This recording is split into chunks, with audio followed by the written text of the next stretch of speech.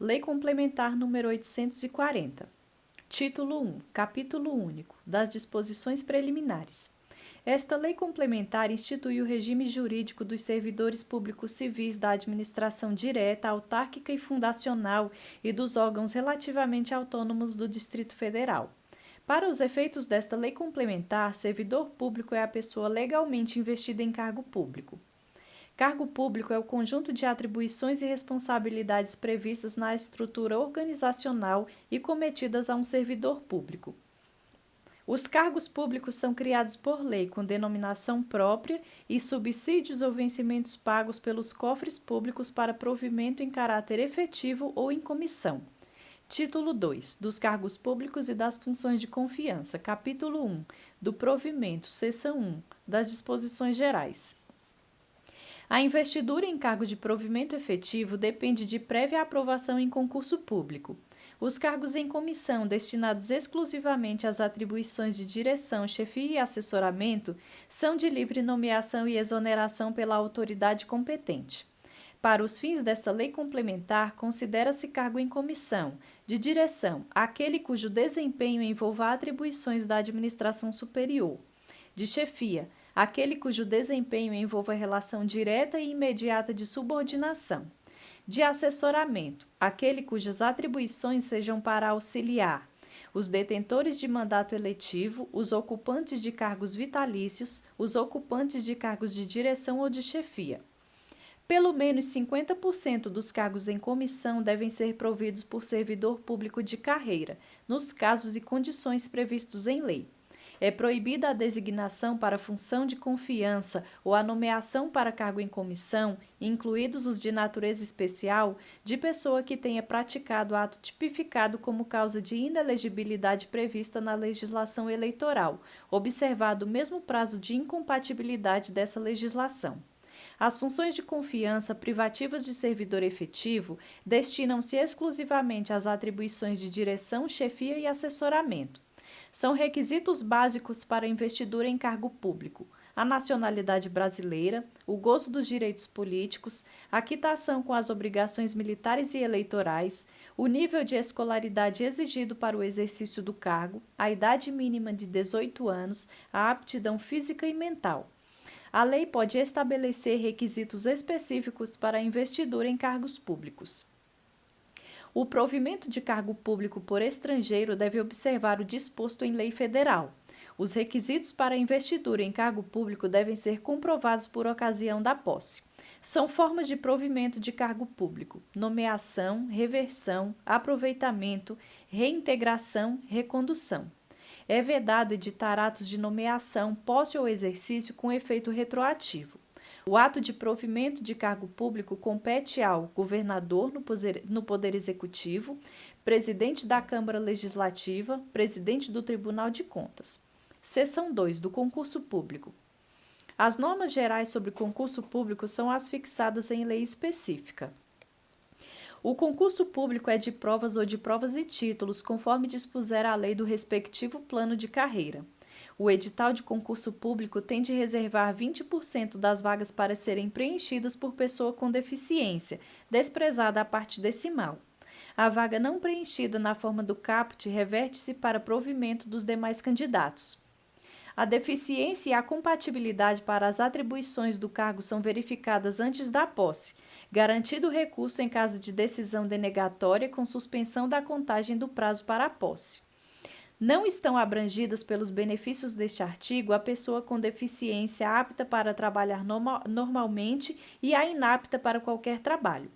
O concurso público tem validade de até 2 anos, a qual pode ser prorrogado uma única vez por igual período, na forma do edital. No período de validade do concurso público, o candidato aprovado deve ser nomeado com prioridade sobre novos concursados, para assumir cargo na carreira. O candidato aprovado em concurso público no prazo de 5 dias contados da publicação do ato de nomeação pode solicitar seu reposicionamento para o final da lista de classificação. Seção 3. Da nomeação. A nomeação faz-se em cargo de provimento efetivo em comissão. A nomeação para cargo efetivo deve observar a ordem de classificação e o prazo de validade do concurso público. O candidato aprovado no número de vagas previstas no edital do concurso tem direito à nomeação no cargo para o qual concorreu. O servidor ocupante de cargo em comissão pode ser nomeado para ter exercício interinamente em outro cargo em comissão, hipótese em que deve acumular as atribuições de ambos os cargos, optar pela remuneração de um deles durante o período da interinidade. É vedada a nomeação para cargo em comissão ou a designação para função de confiança do cônjuge, de companheiro ou de parente, por consanguinidade até o terceiro grau ou por afinidade, do governador e do vice-governador na administração pública direta, autárquica ou fundacional do Poder Executivo, de deputado distrital na Câmara Legislativa, de conselheiro, auditor ou procurador do Ministério Público no Tribunal de Contas. As vedações deste artigo aplicam-se aos casos de reciprocidade de nomeação ou designação, às relações homoafetivas. Não se inclui nas vedações deste artigo a nomeação ou a designação de servidor ocupante de cargo de provimento efetivo, incluídos os aposentados, desde que seja observada a compatibilidade do grau de escolaridade do cargo efetivo com o cargo em comissão ou a função de confiança, a compatibilidade e a complexidade das atribuições do cargo efetivo com o cargo em comissão ou a função de confiança, realizada antes do início do vínculo familiar entre o agente público e o nomeado ou designado, de pessoas já em exercício no mesmo órgão, autarquia ou fundação antes do início do vínculo familiar com o agente público, para cargo, função ou emprego de nível hierárquico igual ou mais baixo que o anteriormente ocupado. Em qualquer caso, é vedada a manutenção de familiar ocupante de cargo em comissão ou função de confiança sob subordinação hierárquica mediata ou imediata. Seção 4. Da posse do exercício. A posse ocorre com a assinatura do respectivo termo, do qual devem constar as atribuições, os direitos e os deveres inerentes ao cargo ocupado. A posse deve ocorrer no prazo de 30 dias, contados da publicação do ato de nomeação.